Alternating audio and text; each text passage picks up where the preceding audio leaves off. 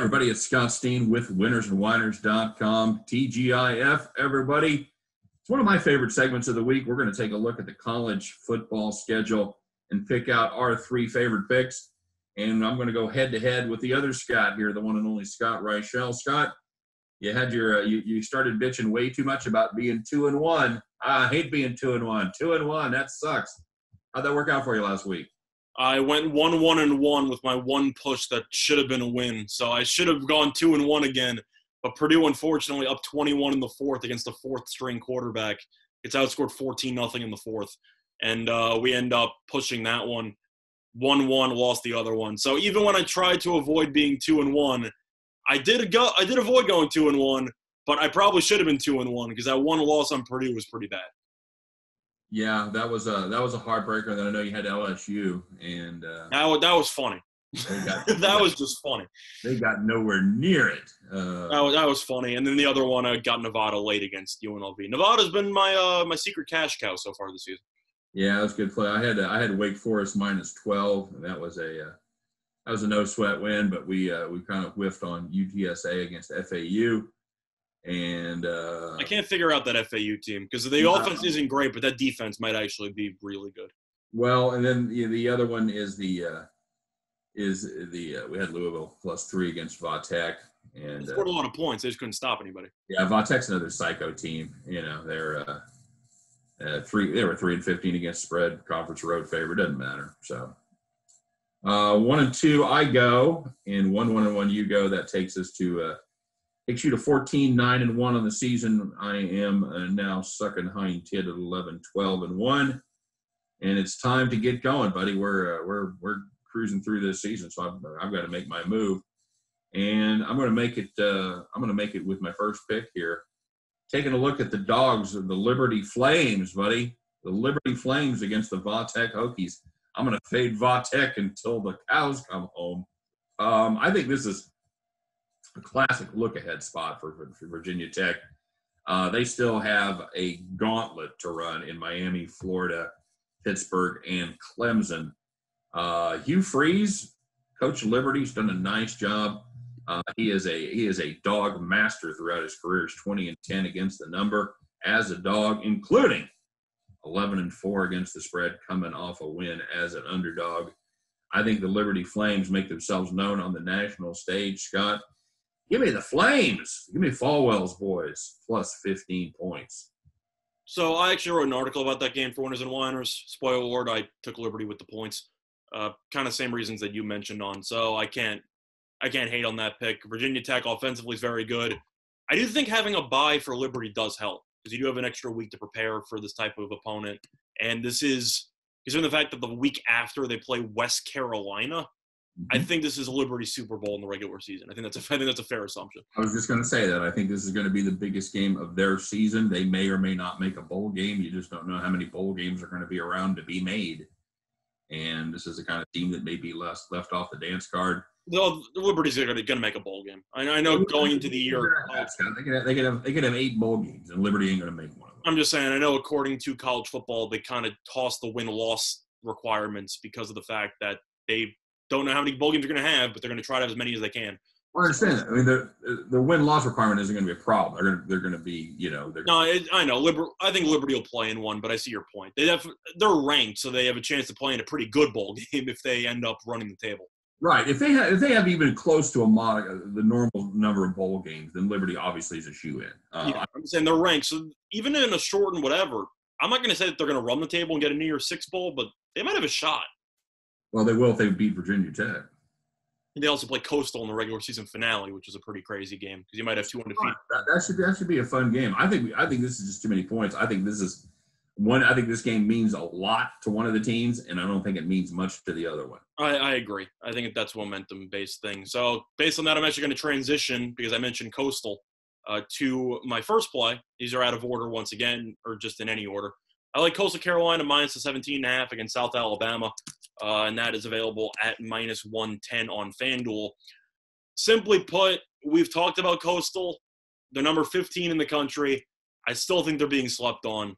This team is ridiculous. There's really no other way to put it. They went into Georgia State last week. I know Georgia State's not very good, but 51-0. Yeah, hung 'em. This team just lays the wood on people. This team doesn't give a damn. I'll tell you what, that defense from Coastal is way underrated. Yeah, and the offense is insane also. It is. It is. I think the offense gets all the pub, but I think the defense keeps them in games until the offense can get rolling. I love and it doesn't matter who's playing quarterback for that team. It doesn't, but of course McCall is the main guy that you want back there. Oh yeah, absolutely. I think Grayson McCall is a serious talent, probably top 5 quarterback in the country, Scott. I think top 5 is a bit high. I think that because I also don't know who they've really played against because you're comparing a Sun Belt schedule to some of these other whatever. I think he's definitely so far this season played like a top 5 quarterback. I would put him he's definitely top 20. I'll tell you that. I've got a heartbreaking piece of news for you. They played a better schedule than BYU has. That is definitely true. I'm not denying that. I'm just saying that based on what I've seen from McCall, it also doesn't help that their games are never really on television. Now they're kind of starting to get more games on television because people are starting to realize this team's very good. Well, McCall's also, a freshman, right? Redshirt freshman? Yeah, I believe so. He's going to become a top 5 quarterback in college football because he's that good. And they got something going in Coastal. But looking at the actual breakdown for the matchups, I know South Alabama had a couple extra days to prepare after losing midweek last week to Georgia Southern. But at the end of the day, their offense is not very good. It's not very dynamic. They're not a big play offense by any means. Defense is okay. Not great. They go 42 to UAB. Not really a great defense by any means. I think Coastal can win by whatever the hell they want to win by. And I think Coastal offensively should dominate, defensively should dominate. I'm going to win the game by at least 3 touchdowns. So my first play is going to be on Coastal minus the 17.5 as they end up taking on South Alabama as a minus 110 on FanDuel. You have any thoughts on that? Is McCall back for this one or is it going to be Fred Taylor again? I don't see McCall in the injury report, so McCall should be playing in this one. Yeah, I looked at this one really hard. I kind of wanted 17 instead of 17.5. Yeah, the hook scared me a little bit there. It may not make a difference. I don't hate that play. I probably would. It's just a matter of looking at Coastal and just saying this team is so much better than South Alabama. A lot of times when I'm looking at games like that, I think, well, the number's a little strong, and then I think to myself, would I take the other side? Yeah. I would want absolutely no part of Georgia State plus. I can't go against the Chanticleers right now. They're on another level at this point. Agreed. All right, Scott. Well, we talked about it on the last show a little bit of a preview here. We thought they were done for the year, but they're back. They're back. Penny, they have returned. I'm talking about the UMass Minutemen, everybody. They are headed up to West Virginia to take on the Marshall Thundering Herd. Thundering Herd are a 44.5-point favorite. I'm on them. I'm on the Herd minus 6 touchdowns and a field goal. Give them to me. You want to break down why? UMass is dreadful. We already know the reason. I kind of just wanted to hear you break it down in your own words. Well, for starters, this Marshall team is a very, very good football team. They're very good. Another team that people are kind of sleeping on a little bit just because they don't play in a Power 5 conference. That win over Appalachian though showed that they were pretty legit. Absolutely. They shut down the Mountaineers in that situation. This is a very good football team. I think they can name their score. This is a situation where the only way you can get beat is a backdoor by shenanigans late if they give a touchdown or put in the third string. But I can't, in good conscience, not fade the UMass Minutemen. They are beyond dreadful. So, they're worse than a decent amount of FCS teams out there. Yeah, I totally agree. I think they would be middle of the pack in most FCS conferences. That's fair. There's really nothing to like about them, Scott. They don't run, they don't pass. They played their first game and they put up 111 yards rushing and 80 yards passing. Not good. Not good at all. That probably isn't going to get any better against an outstanding Marshall defense. And I don't think they're going to score. Yeah, they give up 41 to Georgia Southern and didn't score. Marshall is superior to Georgia Southern on both sides of the ball. So to lay an extra 3.5 points. Yeah. I saw Marshall in the first game of the season against Eastern Kentucky. And I think Eastern Kentucky as an FCS school might be better than UMass. Yeah, and they beat Eastern Kentucky 59-0. Yeah, so I could see a similar type of score taking. Yeah, this is a weird year because this is a kind of situation I think where margin of victory matters. Especially if you're trying to impress because you have less games to work with, or you don't know how the college football season is going to work out. That's what I'm saying. So I think Marshall has to make a statement every time they play, and unfortunately, the statement this week is we are way better than Mass. So give me Marshall laying 44.5. Your thoughts? Can't really argue with that one until I see UMass score, let alone cover a spread. I kind of have to agree with you on that one. So my second play is going to be in the Sun Belt once again, and it's kind of funny because it's a team that I just roasted about a minute and a half ago. I mentioned on Georgia State lost 51-0 last week at home. I'm taking Georgia State minus the 18.5 on DraftKings, minus 110, and they take on UL Monroe, and it is in Georgia State. Couple reasons why. I know we talked about UMass being probably the worst team in the FBS. UL Monroe has to be bottom 5. It's not even a discussion. This team's terrible. There's really no other way to put it. They've been on the road 3 times. They're 0-3 ATS on the road. Georgia State played probably the worst game that they've played in I don't know how long, arguably ever. It was one of the worst performances they've ever had. And now you can make the argument saying they were against the class of the Sun Belt, which is definitely true. But that performance was awful. And now you know the coaching staff is going to just rip into all the players for the lack of effort, etc. It's a very, very nice take the frustrations out on the worst team you'll face all year. And it wouldn't surprise me if Georgia State runs up the score here. Because after getting embarrassed for 60 minutes, they're going to try to beat the hell out of this team. So I don't think motivation is going to be a problem. I think motivation actually will be a pretty solid pro factor here because of the fact that after such a terrible showing, you have to assume they're going to let the coaching staff know we didn't quit on the season. We're going to go out and we're going to kill these guys. So for me, I really like the spot for Georgia State. Most teams, you look at UL Monroe and just say, oh, it's an easy win. Who cares? You know, we're going to mail it in. They're not mailing this in because they were awful last game. I like Georgia State minus the 18.5. I think they'll win this game potentially by 30 because UL Monroe is that bad. Georgia State can run the ball, dominate the line of scrimmage. They also have Pinckney on the outside who can take the top off the defense. I'm not a big Cornelius Brown fan at quarterback, but I do think he possesses enough dual threat mobility to give some serious problems to UL Monroe who can't stop the run to save their lives. You don't like Quad? Wait, what? You don't like Quad? No. Quad is a hell of a nickname, though. It might be the best nickname in all college sports. Good one. He can't throw the ball. He's not accurate at all throwing, but at the end of the day, I like the 18.5 for Georgia State. I just think it's a very good spot for them to get right, take some frustrations out in what's basically a tune-up game. So I think Georgia State should win by about 30. You have any thoughts on that? I don't hate it. I thought Georgia State was better than they represented last week. Obviously, that's though the coaching staff just gave it to them all week long. There's no way they couldn't have. So I think it's a very good spot to tell them, you think that you're this, you're not, whatever. They're going to come out and beat the hell out of this team by 40. I mean, I don't know if there's any hills by their practice field, but if there is, I guarantee you they were running them. Correct.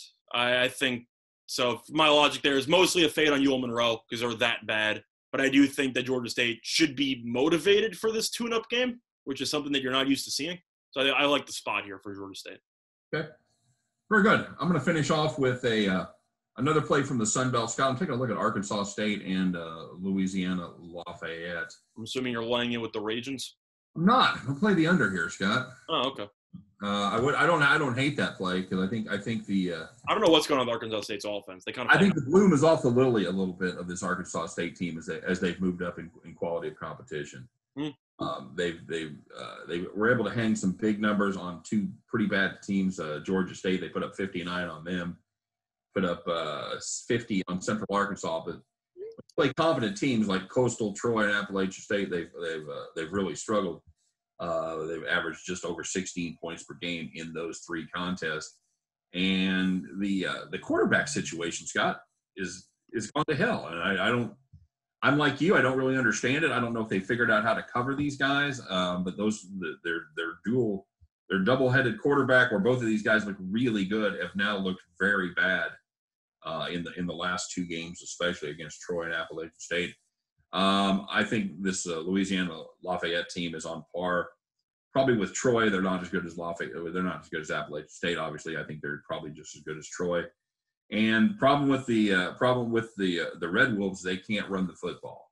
It wasn't just Troy; it was Troy with a backup quarterback. Yeah, it was Troy with the backup quarterback. You're right. They did hang 38 on him. So that does trouble me. Although Troy's a team that's going to throw the ball a little bit more, or a lot more than Lafayette. They put up 419 yards of passing on the Red Wolves, and that's probably not going to happen. They were unable to run the ball. They didn't really care. They ran for just 68 yards. But when you throw for 420, you don't really care about your running game. And that's kind of the recipe for success. I know that Utah State did that in yesterday's game against Nevada.